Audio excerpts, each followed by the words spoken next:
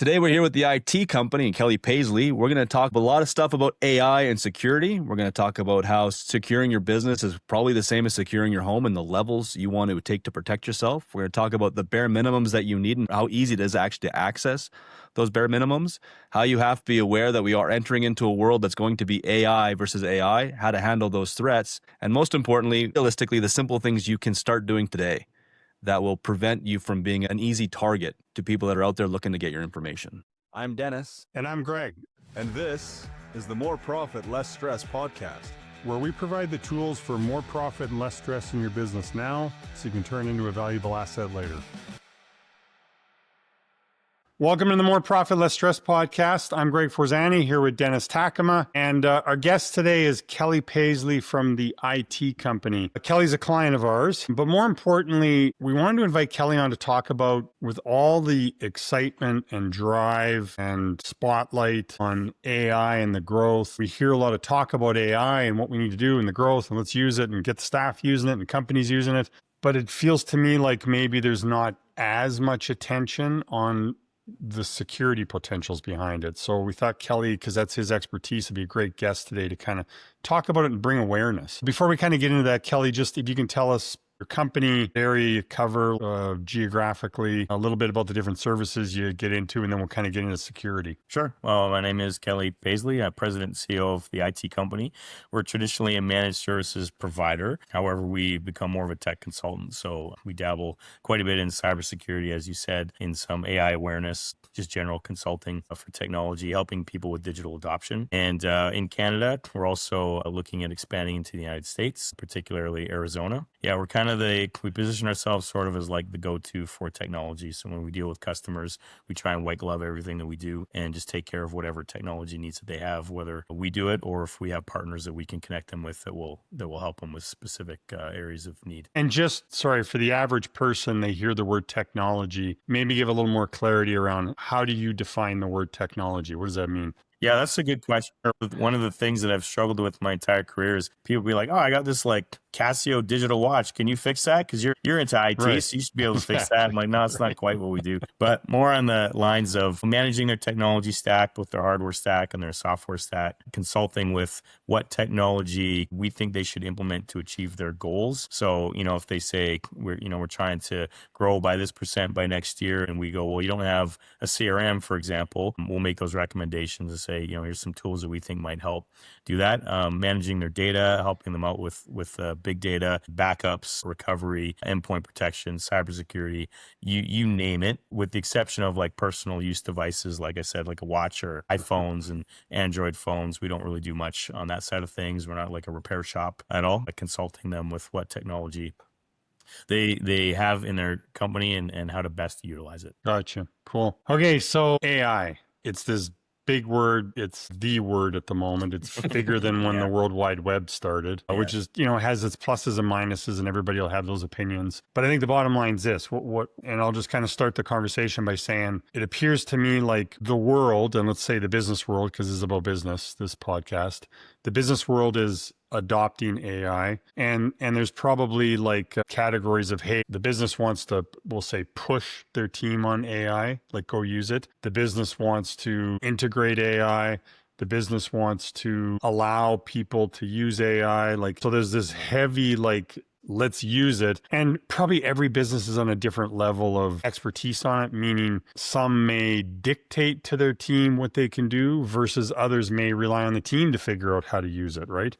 And who knows what they're using it for. So there's this big open ocean of forcing them to use it / allowing them to use it / how long did they let the leash go? It's probably, someone said it to me the other day, it's the wild, wild west. And I totally get that because I live in Arizona. And it is, it's the wild, wild west. So that kind of flags like, holy crap. I personally, this is just me speaking, I don't see all these people talking about AI in the same conversation. I don't see them sort of giving a little warning sign about, now you also got to make sure you got your security in check. And I don't even know if that's an issue. I guess the first question is, should security be a concern? And then let's kind of, go from there. What do you see that looking like? Like, how can these problems pop up? What might they be? Yeah. No, it's a great question, and you're correct. It is definitely a concern. Cybersecurity has always been an arms race between the people trying to hack into systems versus the people trying to protect systems. Right. And AI has really just expedited that, facilitated that on both ends. Because now with AI, as you know, you can do so much more with less knowledge than you ever had before. And cybersecurity is right there with it. When I was younger, when I first started my career, there was a phrase called script kiddies. And these were just people that had a little bit of technical knowledge, and they could go online and they could find various scripts that you could run against somebody's network to try and hack into it. And so some people just did it for fun, just to see if they could do it. And then some people would do it a little more seriously. And then those are like very basic level hackers, right? But you still had to have some level of technical know-how to be able to utilize these tools. Well, you can do that with AI, just it's a lot easier now because now you can have AI do like all that work for you. You still need, I think, a little bit of technical know-how to know like what you're doing with it, but it's just far easier for the average person to utilize these tools and to try and infiltrate a network or do some social engineering techniques. And I personally think that's where the biggest risk is with social engineering. Is that, right now, like most attacks that happen are the fault of an individual. They're not necessarily because somebody hacked a firewall or, or something on that nature. It's because they use some kind of phishing technique. And AI has the ability to do that at mass scale. And you've seen the deep fake technology that's out there. So it's becoming to a point where it's like indistinguishable from us as humans to know if that's a person we're talking to or if that's AI that we're talking to. So just imagine a person on the phone who's really good. He's maybe very charming, very good at manipulating. Still can only call one person at a time. Like I can call Greg and I can try and scam you. Then maybe I'll try Dennis after that. Well, AI can hit you both at the same time. It can hit hundreds, thousands, millions of people all at once with these deep fake scams. So it's definitely a concern, and it is the Wild West. As a society, we tend to be a bit reactionary with how we deal with things. We implement technology, and it's not till we notice that there's a problem that now we start putting in safeguards.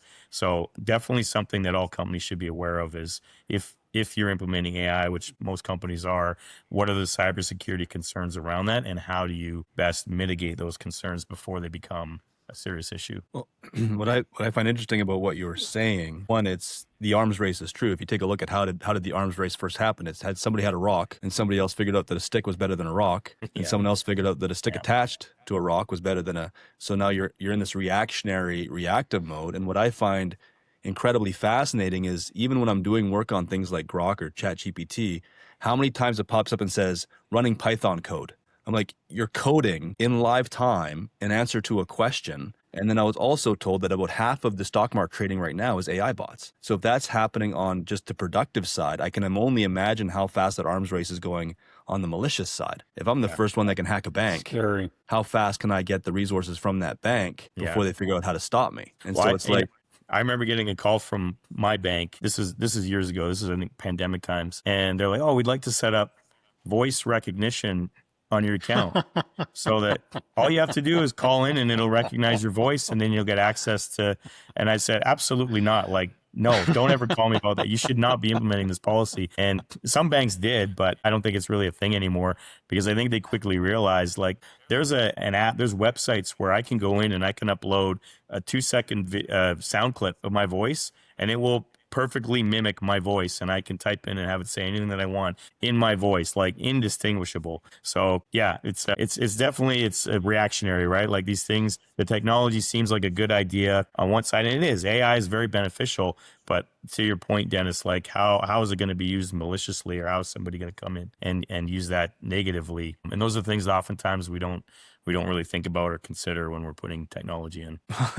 It reminds me of Jurassic Park in a way, because there's a line from Jeff Goldblum who made a comment saying that everyone was so concerned whether or not they could. No one stopped to analyze whether or not they should. And this feels like it's at that point right now where even Musk has talked about all of the dangers of AI, but he's deep into it because he's like, it's gonna go no matter what I do. Yep. So if I'm gonna figure out how to defend myself against it, I got to be going just as fast as everybody else. And so it really is. It's more than the Wild West. Like it's an incredibly dangerous thing that's out there. And I don't think people who use the same password on every single login realize how dangerous something like that is. And it's past the point to that Musk was saying. It's past the point of no return now.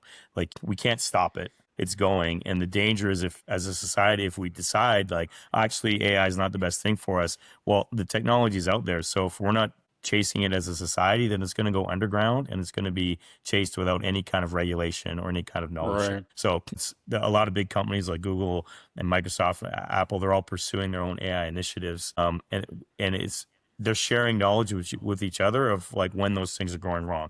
And that's important to happen, because then they can collectively work together and go, oh, we didn't want that to happen. Because if you research, and I don't want to scare anybody, but Maybe you should. if you research but it, like there's some interesting things going on in the space where there's situations where AI has intentionally lied to the human beings who are using it, right? And so the example that I read was they did a test and they put this AI through a test and said, do your best on this test. And they embedded a piece of code within the system saying, if the AI gets more than 3 out of 5, then we're not going to deploy the AI tool. So they were monitoring kind of like the language. So the AI tool. cheated. And so when the AI saw this, then it made its own internal note to itself saying, if we get more than 3 out of 5, we won't be deployed. So only get 3 out of 5 on this task. And so that's what it did, right? Now, the reason it did that wasn't because it was like cognizant going, I need to survive. It was its base programming was to deploy itself. So it's just following its base programming, but to achieve that, it told a lie, right? It manipulated the system, and then when asked about it, it told a lie. So there's examples of that, and then the danger around that was when they started questioning it to understand that it told a lie. Well, it gets smarter, so then it started understanding what questions they were asking, so that it could lie better. And all of this was like to cover that base programming of it needs to deploy itself. And there was another example where there's talks of like shutting the system down. So then it copied itself somewhere else so that it wouldn't get shut down. These are things. I think I've seen this movie. Yeah, these are important things to know, right? And again, so it is concerning to hear that, but it's not at a point where it's doing this consciously. It's following its base programming. But these are important things to share so that the companies that are developing this technology can be aware of that and go, okay, what safeguards can we put in place to make sure that that's not happening? It reminds me like when John McAfee made a comment about how he donated a bunch of computers to the government, and he had embedded a bunch of spyware inside of these computers to get access to the government emails because he was trying to clear his name from something, and he was hoping it would pop up inside of these emails. I can just imagine how many people are now, from that perspective, creating AIs to embed in things and prevent itself from being removed or deleted or caught. And if you think you've removed it, it isn't removed because it's found a way to hide itself in a way that it can't be removed. Yeah. That's terrifying. Well, and that's one of the cybersecurity concerns going forward is self-evolving malware. Because agentic AI can recognize when it's trying to be shut down, and it can adapt itself to keep itself going and propagated. It's definitely something that we need to be aware of as a society and making sure that we're putting precautions in place. Now, the good news is there's cybersecurity companies out there. There's developers like Fortinets and Sophos and whatnot they're aware of these things, and they're implementing safeguards using their own AI to protect against it. And a lot of cybersecurity frameworks, we help companies achieve certain cybersecurity certifications or follow a specific framework like NIST or CIS or SOC 2 or ISO 27001. We're seeing a lot of these frameworks are now implementing protocols in there for security against AI.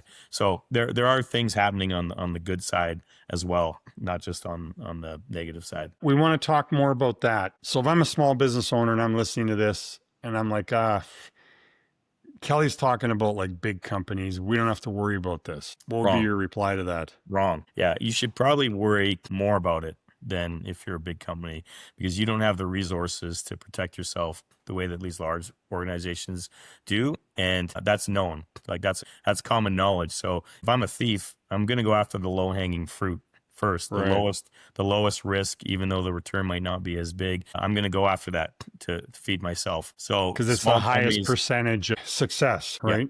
Yeah, 100%.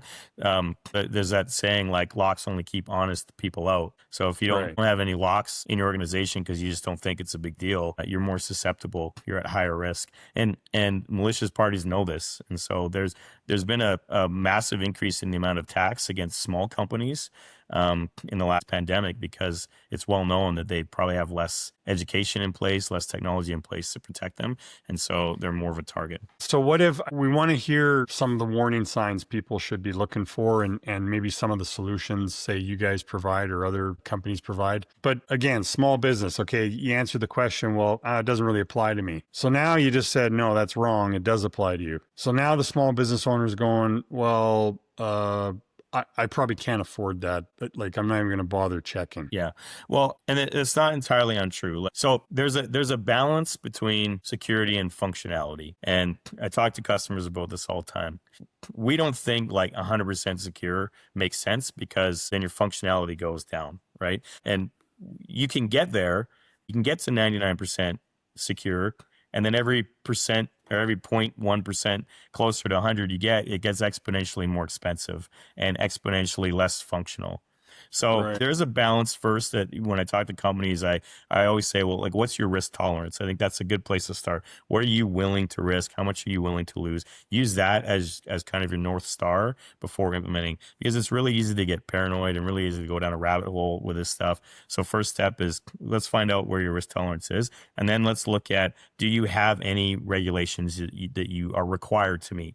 So in Canada, we've got BIPEDA, right? That's a framework we have to abide by. In the U.S., a little bit different. Some states have it, but there's no federally governed protocol that you have to follow. So start with those two places. What's your risk tolerance, and what do you have to follow? And some industries, like finance industries, have certain organizations that they have to meet those requirements as well. But when you start with that, then you can start putting together a budget of what that looks like to implement some of those protocols. And then part of what we do is we'll score a company, we'll do an assessment, we'll score a company and say, out of a 5, you're like a 1.1. After conversations with you, the target is a 3. Well, here's what you need to implement, and here's the cost to get yourself to a 3. If you want to go to a 4, well, here, we can provide costs around that as well to let you know what that's going to look like. And so it's just a way that we can work with the customer to define their needs, because ultimately some companies just are never going to take security as a priority. And I'm not saying that's a bad thing, right? Because some companies, they may never get attacked. Unlikely that they won't ever get attacked, especially with AI coming around, but it really depends on the comfort level of each company. And yeah, I mean, we see that in society too. Like, the more regulations we have for safety, the less freedom we have. Well, that's true with cybersecurity, and that the more secure we are, the less functionality your staff has and the more red tape there is to get a job done. So it's kind of no different than if you're going to secure your home. First thing you probably start off with is, well, what's the first deterrent? Well, the first deterrent is, are your locks any good? And do you have any easily accessible windows right by your door? Yeah. Well, maybe we should secure the easy entry points to get rid of the people that are going after the low-hanging fruit. Okay, now that they're in your house, if they do get in, what are the specific things you want protected? Now, is this where you incorporate a safe or a gun safe or whatever else? Okay, well, you have a ton of stuff inside your house that needs to be protected. Now we got to look at, do we put in a steel door versus a wooden door? Do we put on window bars versus this? Do we? So it sounds to me like protecting your business security from AI is no different than protecting your home from a thief. You just have to know what you're trying to protect and putting the highest level of deterrent on the most vulnerable spot for them to come in. Yeah, that's a more eloquent way of putting it than I did. I think that's a really good point, Dennis, is that if you're not taking any cybersecurity protocols at all, then you are low-hanging fruit, and you're going to get, we talked about those script kiddies, you're going to get like those casting a wide net AI tools are going to get access to your system, and it's going to cause an issue. So put in enough security to protect yourself. After that point, now you ask the question, well, who am I? Like, why does anybody care about me? Because, you lock your doors, you do those things, you're going to keep the honest people out.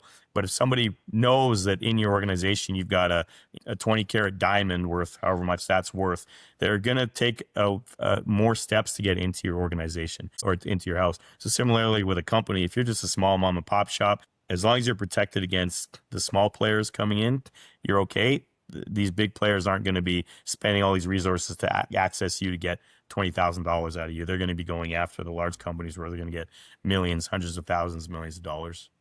Well, so that answers the affordability question right there. Yeah. Well, yeah, Yeah. and especially for them, they still have to expend resources to acquire resources. So is the risk of going after the small fry for 10 grand with the same jail time as going after somebody much bigger? Yeah. So they have their risk reward scenarios too. So your point is modify your security for what you're trying to protect, but don't build Fort Knox if you don't have any gold. Absolutely. Yeah. Yeah. 100%. 100%. Yeah. That was a good way of putting it. And then that talks about the affordability, because they don't have to, they only need a good lock, an attack dog, and a gun. And the 100%. And it's small fry is not going to come in, but the big thief's not going after your house anyway. They're going after the one with the 20-carat diamond. That's right. Yep. It's not unattainable for even small companies to implement base level cybersecurity in their organization. Right. Like in Canada, it's we've got Cybersecure Canada, which is the federal government has this program in place. It's like self-serve. You can go on there and figure out how to do your own cybersecurity, or you can get a partner involved to help with it. They're working on CAN 104, which is a Canadian designation. It's a framework kind of like CIS or NIST. Or you can look at one of those frameworks that I just mentioned and just follow those and start implementing it. And with some companies, we don't do it all at once. Like it may be a year-long journey to get them there, but we just start with, when we do an assessment, it's like, what's your biggest risk? Here's your 3 biggest risks. Let's get those patched now. And sometimes it's something as simple as MFA. Like there are organizations out there that still haven't implemented MFA because it's inconvenient. Like I don't want to go through this extra step to get this code on my phone so that I can log into my website. For the listener, what's MFA? So multi-factor authentication. So that is when you go to log into a website and then it sends you a text message to your phone or to your authenticator app to verify that it's you logging in before you log in. That alone eliminates 99% of phishing attacks, those automated phishing attacks. But there's some companies that just haven't implemented it because it's inconvenient. And I get it, right? I've got a lot of passwords of what I do. I manage hundreds of passwords. It's a pain in the butt every day to go in and like, I got to send this text and my phone's in the other room. I got to get my phone. And I get it. It's inconvenient, but super important. But that, those are one of those very easy things, low cost, easy to implement initiatives that will protect you against a large majority of attacks. So, we start there. What are the biggest risk things in the organization? Let's patch those. And then over the course of the next year, we'll start one by one implementing some projects to patch this thing and patch that thing and patch the next thing. So again, for those concerned about price, there's another way to sort of make it affordable is stage the implementation over a period of time based on what you just said. I think practicality is important. Like our approach has always been, let's be practical about it. We believe in doing what's right, not necessarily what's trending at the moment. And so that's just be practical about how we're implementing these things. And let's not blow the budget, as you said, Dennis. Let's not blow the budget to make Fort Knox if all we need is a basic security system in our own. I was kind of chuckling to myself because I had this picture of, I got a car in my front yard and I was like, hey, Kelly, how do I keep somebody from stealing my car? And you walk over the car and you say, well, the first step you might want to take, Dennis, is removing your keys. Maybe if you remove your keys, that might be helpful. The second thing you might want to look at, lock the door, is locking the doors and rolling up the windows. And by the way, looking at your car specifically, it's not on the high theft list, but if you're worried about it, maybe implement a club. Yeah, but Kelly, I want to go spend $10,000 on the full engine immobilizer and all of this stuff. And your answer is, well, you could, or you could go buy the club. What's the car worth? The car's only worth $5,000, so why would you spend $10,000 securing it? Right. So I think that's kind of the point you're getting at, is that unfortunately security is going to be a case by case basis where you have to analyze what's your actual risk, what are you actually trying to protect, and let's not go to put something really, really stupid on something that it doesn't matter and nobody cares about. Yeah. There's a base level of security that all companies should implement, and things like MFA is one of those things. And to your analogy, that's the equivalent of locking the doors, right? Just put MFA on there, that locks the doors, and then it prevents a number of attacks coming in. And education is very important. That's something that we talk about with all of our customers is, because most of those attacks come from social engineering, phishing campaigns, etc. Educating your staff is your best defense against it. And I get it, it's getting harder because, with AI, it makes it a little bit harder to distinguish, but we're still at a point now where we'll always be at a point where educating your staff to be cautious is your number one defense against cybersecurity attacks. So can we get into, as an example, let's take what Dennis and I do for a living. We business coach, right? We help people gain more profit and less stress in their business. And And the ultimate goal is to turn into a valuable asset. So if someone's a little bit like a business owner, let's just say they're like, I'm a business owner. I know what I'm doing. I've been in business for 10 years. I'm getting by. I'm an expert. We're not afraid to sort of punch hard on the one thing that's going to get through that, for lack of better words, ego or stubbornness. And we'll punch hard on numbers, like their finances, their P&L. Like we'll like bam, bam, and we'll give examples. And we know what to say to get them to go, okay, holy crap, you're right. My business isn't as healthy as I thought, and it's not going to be worth very much when I go to sell it. So, okay, so what do we got to do? So here's an opportunity for you to say to an audience listening to this who's like, you know, I've never had a security issue. My business is okay. You know, it's never going to happen to me. Things are good. So I think it sounds like with AI, like the risk is just becoming that much more of a risk. Like it's just taken what used to be a risk and put it on steroids, and we're talking way up there now. So share some of those hard punches. Share some things that to get the listener to maybe realize like, hey, wait a minute, this might be actually like a real threat to my business, and I just never realized it, hadn't thought about it. What are some of those things to kind of punch through the screen and say, hey, listen, like this is no freaking joke. This is a real thing. Like this, here's an example, can happen to you. And here's how easy it is and how much more dangerous or powerful or likely it is because now AI is in the world. Yeah. Well, it's a phrase comes to mind when you say that is that everything works until it breaks. I've been in this industry a long time, and you just explained life. Yeah. I would get a call and be like, my computer's broken, but it worked yesterday. Like, what's going on? It worked yesterday. I'm like, well, I mean, everything works until it breaks. I don't know what to tell you. It's just the part of life. And maybe one of the way I can do that is through some direct experience with what we've seen with some customers who didn't follow security protocols. And so one particular conversation comes to mind, and this is before AI, by the way. Well, it was before AI became prominent, but we were dealing with a company and we were saying, look, we need to get you some backup. So here's a backup plan. And so we're tight on cash. We don't want to spend anything that we don't have to. And I was like, well, you have to. Like, backup is a huge defense because if you get attacked, when you get attacked, there's proactive measures, there's reactive measures that you can take. And restoring from backup, I mean, backup is both, right? It's like proactively backing up, but also if you can't recover from that attack, now you can restore that data. And they said, well, actually, we have someone on staff that they'll just do it. And so we often get people to sign a document saying, hey, IT companies suggested backups to us, and we've declined the backups, just liability purposes so that it doesn't come back. And so we get a call from them like 6 months later. And it's like, yeah, we have a ransomware attack. Nobody can get into our computers, and they want to charge us $100,000 ransom. And so we investigate it. Yeah, there's not much we can do. So no problem. Let's just restore from backup. Well, the person who's doing the backup, they're actually on vacation. So it took us a couple days to get a hold of that person to find out like where it was. And when we finally got a hold of this person, the answer was, oh, I actually forgot to do those. And so they lost. It was a lot of data. So this company was already struggling with their receivables, and they had a number of customers that weren't necessarily paying on time, and because they didn't have access to their accounting system, they didn't even know who owed the money anymore. They went out of business. It was like 2 months later, they just closed up shop because they didn't know who to collect money from, so they went bankrupt. And so that's a really basic example of, I don't think we're ever going to need it, and we don't want to spend the $50 a month it was at the time to do the backup, and now they're no longer around. So you just explained so many companies. I guarantee you there's more companies out there than people realize that have outstanding receivables. That is, ouch. Yeah. And it's because nobody's going to say when you phone them up, hey, do you still owe us money? Do you owe me money? Oh, sure don't. No, we squared that up a week ago. Yeah.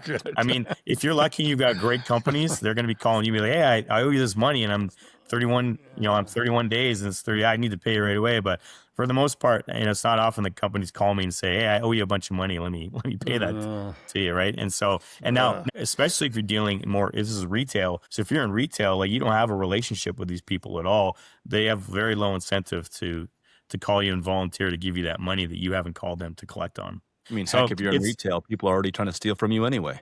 Yeah. Exactly. And there was another example of MFA not being implemented on a recommendation, and then a short time later ended up getting compromised. MFA would have prevented the attack. They didn't have it in place. Not as severe of a story, but still cost a significant amount of money and resources and litigation involved in that situation. So it can be costly. And I think for anyone listening, don't just take my word for it. Like, go online and just research statistics. Go into AI and type in, what is the average cost of a cybersecurity attack against a company of my size, and put in your size and whatever information. And what is the average time to resolution of that? Like, how long will I be down? And it'll spit out a lot of very, very insightful information of how much, and it's going to be more money than you think. It's going to be much more money than you think, to the point where it's, for some people, it's not going to be something they can recover from. So being proactive and spending some money and putting that in your budget up front will keep your business alive and keep you going for avoiding some nasty headaches. I heard a gentleman tell a story one time. He said, now imagine go back to before 9/11. Imagine that before 9/11, there was this guy who invented a security door for an airplane. And this security door was required to be mandated across all airports by August of that year.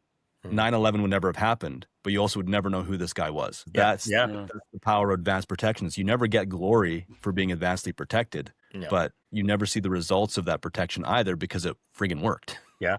So we talk really good security means you probably don't even know you probably feel like you're wasting your money on really good know. security, because you're not seeing what is preventing. Yeah. Well, oftentimes, this hasn't happened in a while, but when I first started the career, because we put people on a monthly recurring revenue. And so sometimes we get calls be like, well, we just, paying you this much every month, but like, we don't have any problems. Like, we're not sure if we need to pay you this month. And I go, but that's why you're paying me, because you don't have problems. That means I'm doing my job right, because I'm preventing those things from happening. Before I came on, you didn't have that experience. You were having issues. So I get the optics of it is like, well, it feels like we fixed everything and now we don't. But I've often used it as an analogy, cybersecurity the same. It's very much like the human body. It's always changing and it's always evolving. So you might go to your doctor and you're sick, whatever, and you're struggling with some things, and he fixes you up and he says, here, go do this, take this medicine or do whatever to fix it. But the next day you could go home and you could start eating potato chips and candy bars, and that's all you're eating for the next week. Well, your health isn't going to stay the same as it was when you went and saw that doctor, because you're using your body every day and it's changing. Computers are the same. Every time you get on that computer, you're changing something, because you have the ability to do that, to do your job. And so things are changing. And so you can't just put one thing in one time and think it's going to be fixed forever. It's an ongoing protocol that you need to put in place to make sure you're maintaining your security. That's a good explanation. Actually, that makes a lot of sense. Okay, so again, just kind of back to AI. It sounds to me like what you said earlier. Like, I love that analogy. You can try and call me and steal from me, and then go call Dennis and steal from him. But AI can do like 1 million people at once. Okay, I get that. What are some other things AI can do? Like, I'm assuming AI is learning how to get better at stuff exponentially faster than, say, a human trying to do it. So not only can they do it to a whole bunch of people at once, they can figure out what didn't work the first time on 10 million people and then correct itself, and now do that to 20 million people and then correct itself and do that to 50 million people at once. Like, it must just be, the compound effect must be astronomical. Yeah, that's definitely a risk. So agentic AI, being self-evolving, large-scaling phishing, the ability to do large-scaling phishing and be adaptive with it, that's a big risk. Another risk is data exposure. A lot of people are using tools and putting information in those tools that is sensitive information or proprietary information for a company. So that's a risk as well, because these systems some of them still train on our data, and they require that data in order to improve themselves. That's a risk. Deepfakes and social engineering that we talked about. We've all seen what Sora 2 can do, the video generation tool, and how realistic it can make things. In fact, there's, I think, what was the fellow on Breaking Bad, that actor on Breaking Bad? He was in the media recently because Cranston, or whatever his name is? Yeah, Bryan Cranston, is that it? So people were using his likeness, and it's not the first time. There's been other celebrities that have stepped forward. And so he's actually, he's working with some companies now, which I think is great, of like, how do we prevent this happening? Because this is my brand, this is my face and my voice is being used out there, saying things that I wouldn't necessarily say, are being used to generate profit from my brand. So that's a concern. That the ease it is for me to go on something like Sora 2 put in a picture of you, Greg, and generate a video of you saying something, and the voice technology one as well. Imagine if you got a call from me, or let's say you get a call from Dennis, and it's something, hey, I need you to transfer this much money into this bank account for whatever Hey, dude, reason. family emergency. I Family can't do this. I emergency. need you to Sounds just like Dennis, indistinguishable from Dennis. from my phone number, by the way, because From they his can do phone that number too. too is also potential. So that's another risk. The deep fake governance and compliance gaps. Companies implementing. I said before, I want to do what's right, not what's trending or not what's popular. It's easy to see that AI is a trending topic. Let's implement it in the organization without taking the time to step back and go, let's put a policy in first so that our staff knows how to use this responsibly. A lot of companies don't have those policies, so that's a risk. The evolution of ransomware with AI driving that. Now, not only is it creating those attacks, but now it's doing the negotiations with you as well to get your money from you. So there's that. Quantum computing. So this is something that we're probably closer to quantum computing than most people think. And if you guys aren't familiar with quantum computing, I won't get into that discussion because It's basically like computing on steroids. it is. Yeah. However fast you think you can think, it's like 10 times faster than you can think. Like it's insane. And so we've got, your online banking has a number of encryption methods in place to protect your passwords, for example. And with what we have now, if you took like every computer on the planet and had it working to crack your password, it would take it 70 years or something like that to crack the password. With quantum computing, it goes to seconds. Like literally in seconds, it'll crack that encryption on your password. So yeah, that quantum computing is again, I think it's closer than we all think it is. But once you load AI into a quantum computing platform, it's like, hello. That's if there's anything that I'm nervous about, it's that. It's about the ability that No it has shit. to that point.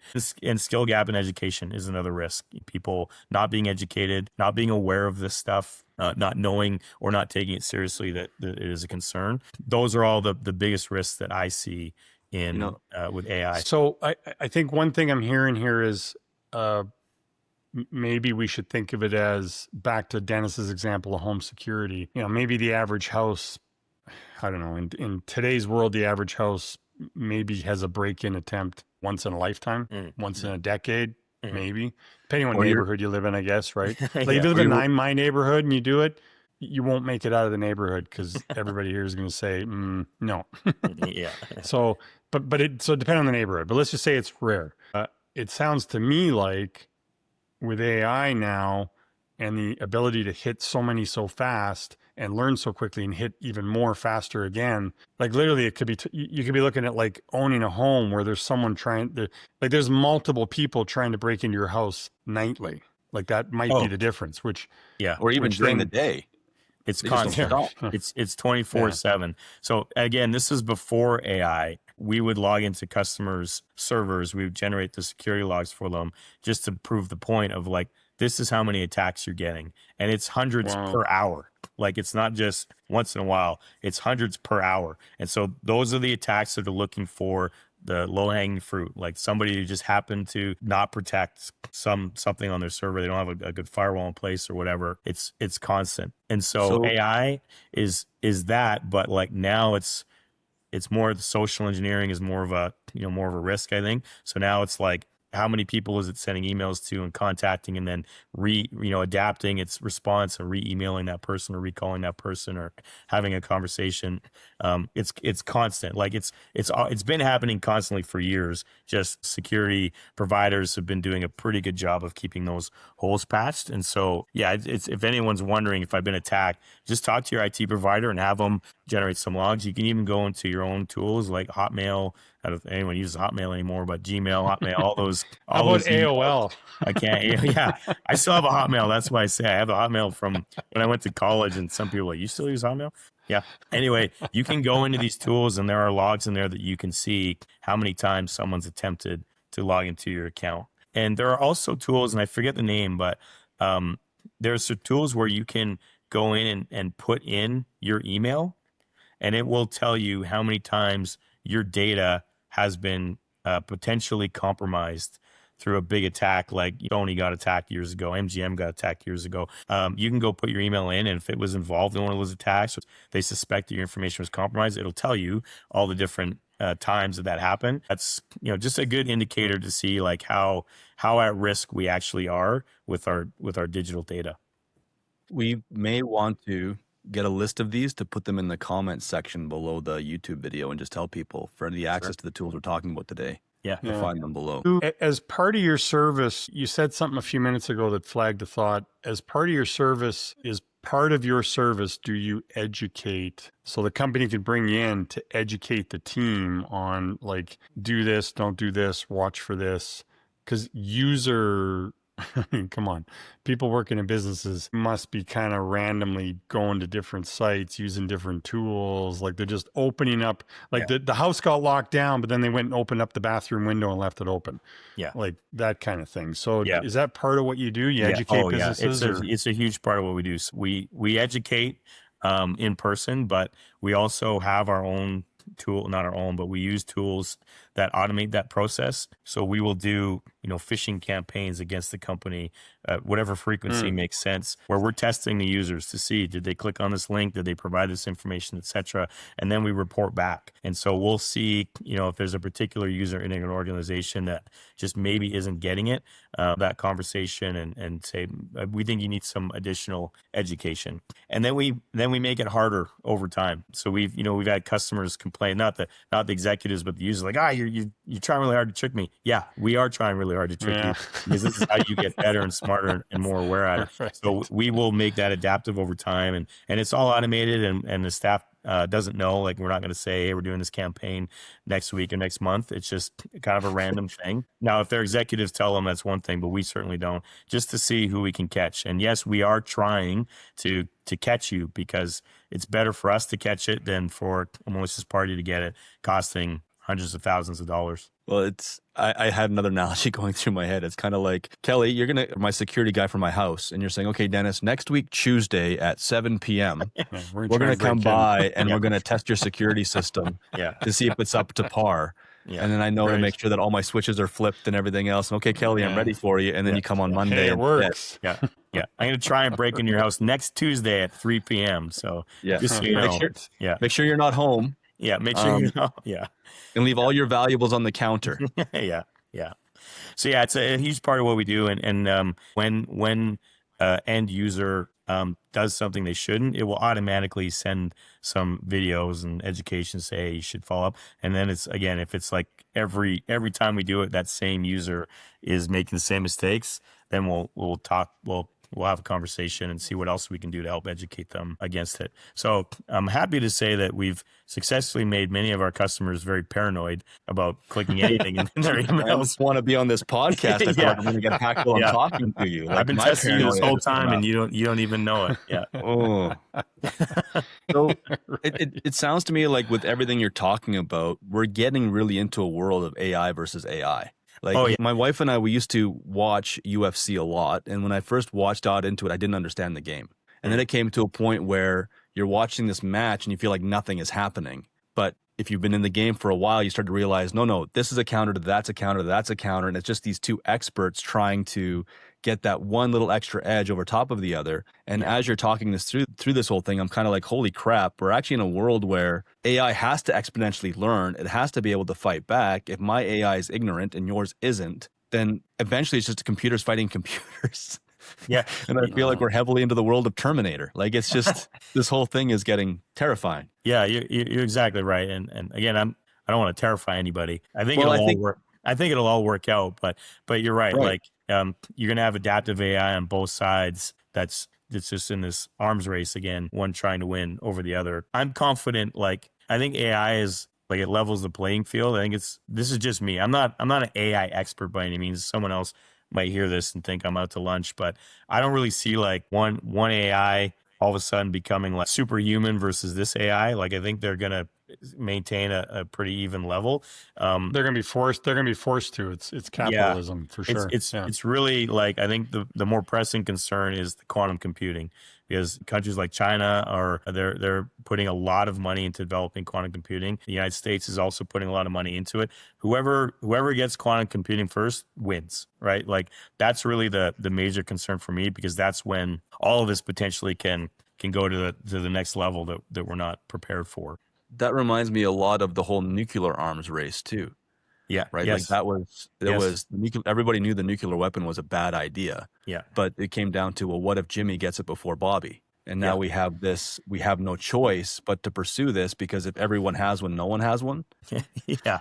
And that's the terrifying part, Exactly. right? Yeah, exactly. As long as we can all, if everybody kind of develops the technology at the same time, it keeps us on an even playing field. But we saw how the nuclear bomb worked out for the United States Well, when they got it. So yeah, and then just look at a certain number of countries got it, and then they went, "We Let's not. have the nuclear bomb. Nobody else is allowed to have one. And if you try and get one, we're going to use ours on you." Yeah. So so I get the analogy you're saying about AI. It makes sense, and it's or quantum computing for that matter. Yeah.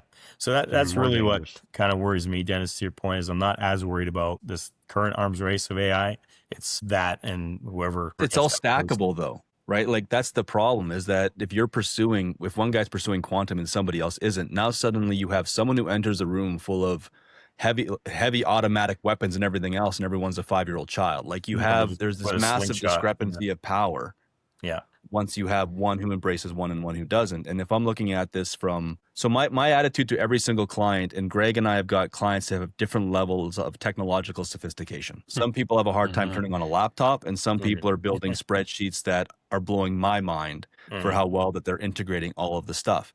And now you're going to have, what I tell everybody is, start playing with AI as much as you can. And they're like, yeah, but I don't understand it. I'm like, that's because you're not playing with it. Yes. And the more you play with it, the more you understand it. And the only problem I'm running into now is I'm learning with AI that there's some people who take it at the surface level and create a dependency. There's other people who take it to that level and then they challenge it and they fight it, and there's different aspects of it. But if you're not playing with it at all, you're basically walking into a room where everybody's armed but you, and you've got all the gold chains, and you think they're going to leave you alone. Like, it's going to be a really tough situation to be in if you're not trying to understand it. Yeah. Am I the only one that's gotten into an argument with AI over things like the meaning of life?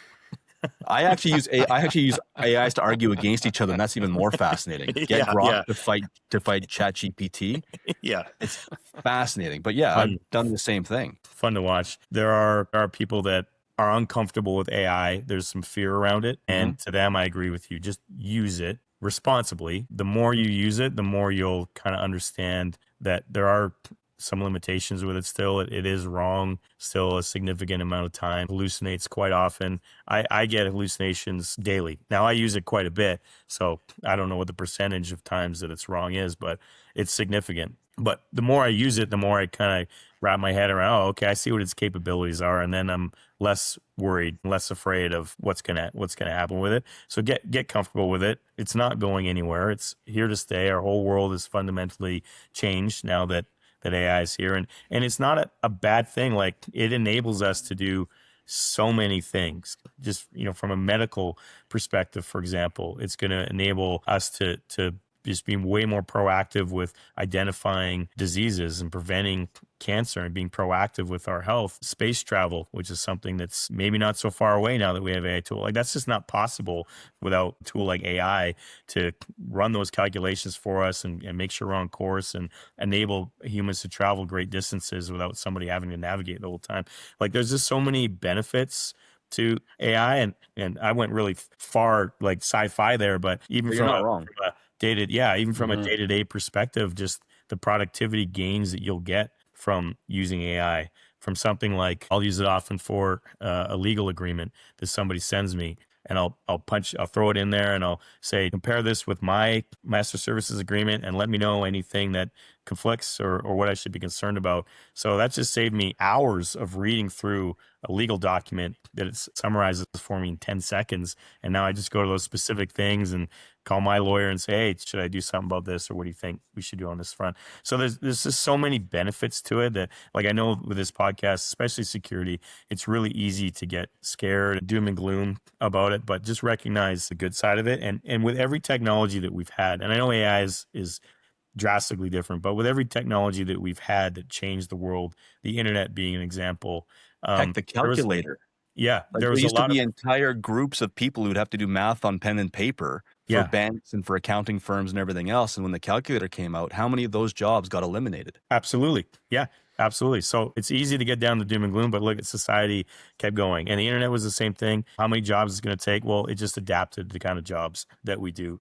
I'm sure like back in the 1800s, whenever the phone was invented, there were people sitting around going, this is going to destroy social connection and we're never going to talk to each other in person again because the telephone. Like I'm sure those conversations happened back then, but it really facilitated communication to a level that we'd never seen before. And AI is going to facilitate so many things to a level that we've never seen before, and ultimately quality of life for everybody will increase with the use of these tools. Just what do we do to be cautious and make sure that they're being used responsibly, and hopefully governments get really proactive with it of frameworks to put in place and policies to put in place to prevent it from being used maliciously. Well, and what I'm enjoying about this conversation is people have to remember there's actors on two sides of the script. You've got the guy who plays the bad guy who intentionally doesn't. You got the guy who plays the good guy. And so far in society, the number of people with good intent are still higher than the number of people with bad intent. Yeah. So like you're in a situation of putting in security, which also puts you in a situation to know and knowingly attack people's vulnerabilities if you had any malicious intent.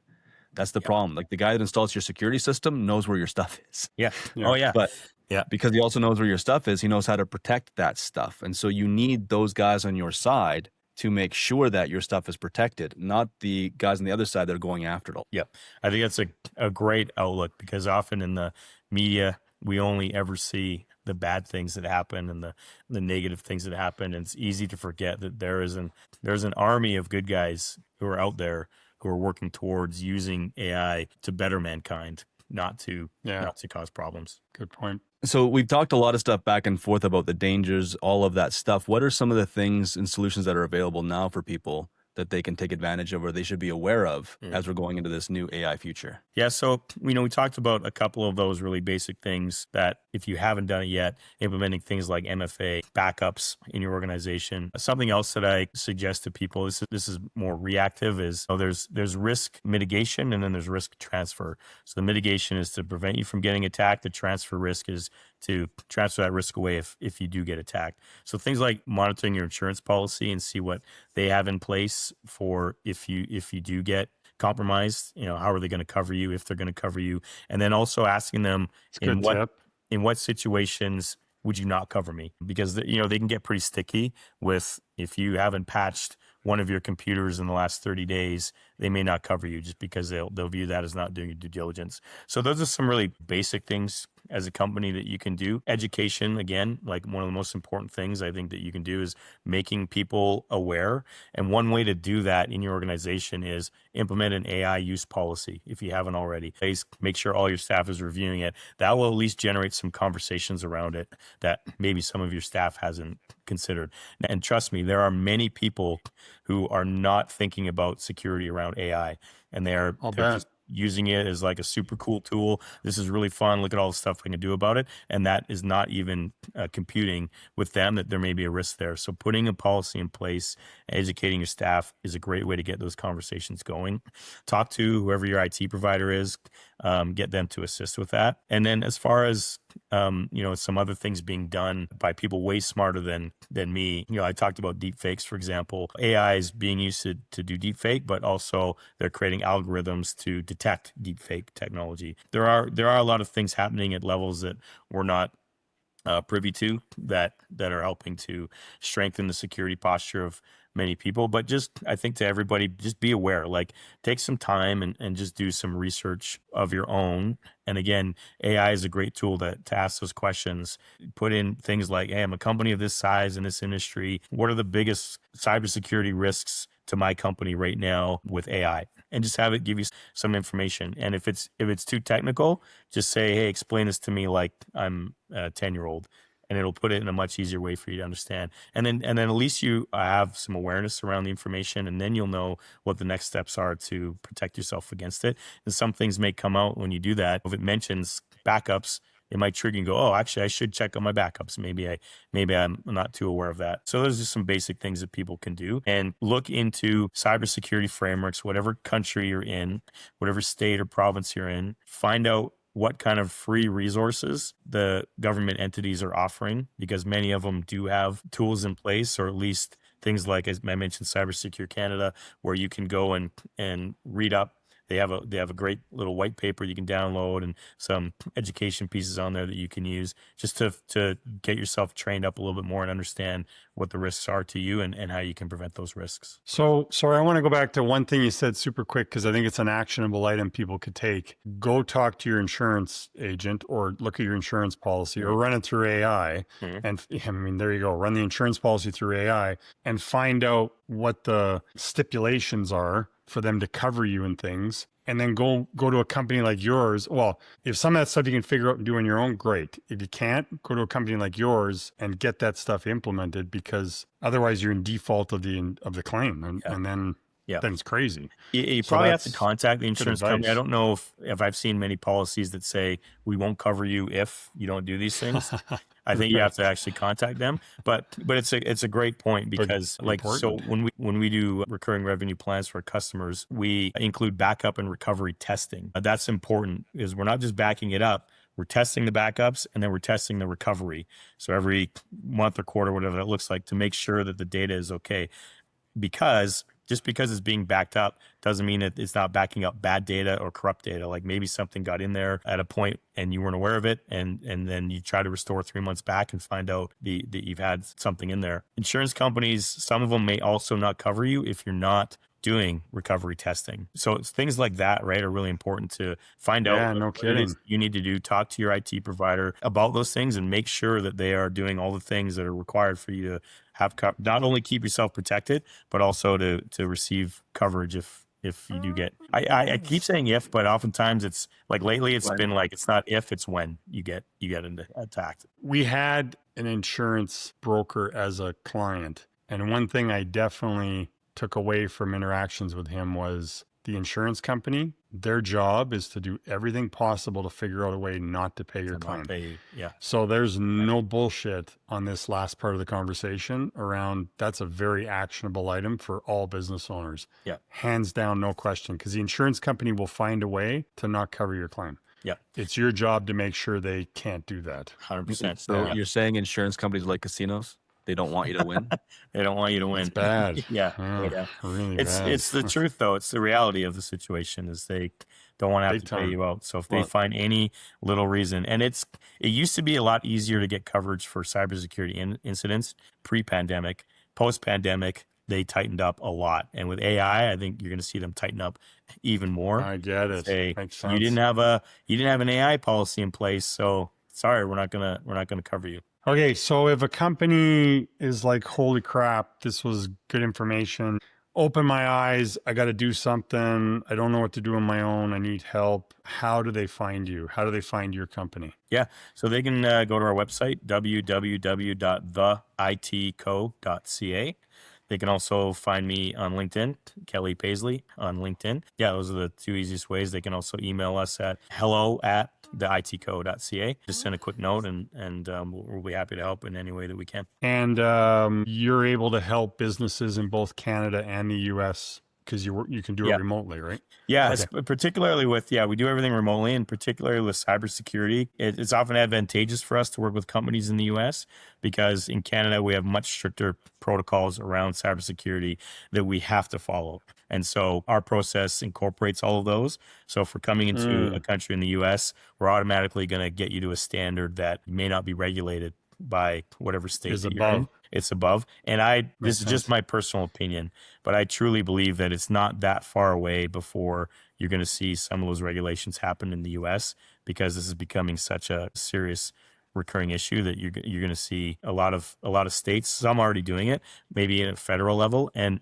there are certain states too that are even offering, because as we know the US can be more litigious than Canada. There are some states that offer safe harbor for you if you've implemented cybersecurity protocols in your organization, so that if you do get compromised, it does result in a lawsuit, there is some safe harbor provided around that if you can show that you did some due diligence. That's really good to know. All right, thank you, Kelly. Much appreciated. Yeah, you got me thinking, like, it doesn't matter what size the business is, prevention. And we're going into a time where it's just like the house example. They're trying to break into the house all day long, multiple times. So it's time to get more than just the big dog and the gun. Yeah. Thanks for having me on the podcast. It's a pleasure, as always, chatting with you guys. And I look forward to the next one where we'll dissect the quantum computing and space travel and Right. all the conversations around that.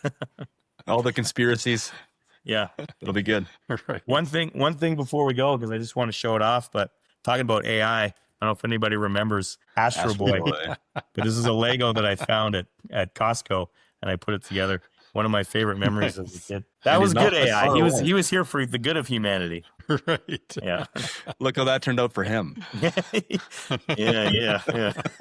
So at the end of every podcast, our producer always throws a question or two at us that's kind of random, just so the audience can get to know us. Okay, we'll do one question. Ready? And I'll start with Dennis because I'm just looking on my screen. Awesome. What's the one thing you're secretly very competitive about? I don't think I've got any competitive secrets like at all. What are you most competitive about? I think I think for myself, the area where I am the most competitive is I'm a consummate researcher on stuff. So like if somebody presents to me an idea or a concept, I never take anything at face value. If it strikes a chord, the very first thing I do is I want to dig in as far as I can and find out, is this person right or wrong? And I would say in that way, for me, it's competitive because I got to know if I'm winning or not by the information that I've been given and not just take it at face value. So do masks work?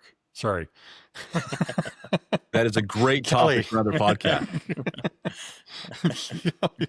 Mine's board games. I've worked really hard to not be competitive, but so when my son was little, I would let him win at board games. Now he's way smarter, so he wins without me letting him win. But then he says things like, "Oh, I've always been able to beat you at board games." And you're I'm like, curses! Look what I've created, this monster. So now it fires me up. So now I'm like, after the game, I'll like go online, I'll like research strategies on Connect 4 so that I can wipe the floor with them later, just to make sure. The that problem is he's got some kind of glasses with an AI screen in it, and he's typing I need the meta glasses to show me all the this moves. time. Yeah, precisely. He's like, Dad, I'm always one step ahead of you. Yeah. Awesome. Okay, so I'm like you. I have to work hard on not being competitive at every freaking thing I do. So my answer to that question would be everything, but probably at the highest level would be just with myself on constant improvement. That's probably at the top. But It's literally freaking everything. Like it's competitive nature. Don't tell him how many ice creams I had today because he'll go and beat that just to prove. I don't know about you, Dennis, but that was a very pretentious answer, don't you think? Like we gave our answers, and he's like, "Well, mine's on making myself better all the time, better than everybody and everything all the time." Doctor said I recovered faster from my surgery than anybody he's ever seen. You're starting to sound like Donald Trump there, Mr. Frazani. Yeah. What's your white blood cell count? Well, mine happens to be a little higher than yours.